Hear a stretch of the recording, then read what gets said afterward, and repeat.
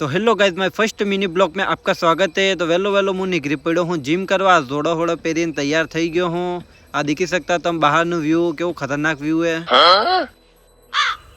આ ગાડી હાડી ચાલુ કરી નીકળી પડ્યા હો ભાઈ સાહેબ। ટાઢ એકલી લાગી રહી એકદમ પૂછો ન કે, પણ આ તમારો ભાઈ હે કાટી સાથી વાળો, એટલે બીવાનો તો હે ને। જીમ કરવા તો જવાનો છે, ટાઢ કેટલી બી પડે, કેમ બરફ કેમ પડી જાય તો भी જવાનો तो है सही। દેખી सकता हो તમે।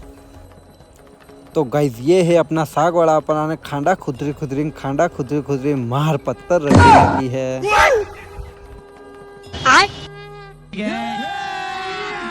अभी मजा आएगा ना भिड़ो।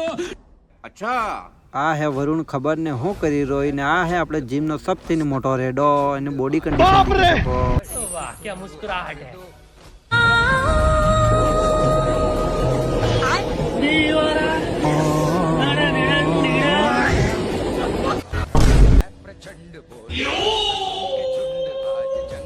नहीं सारुण के यहाँ कुछ तो गड़बड़ है।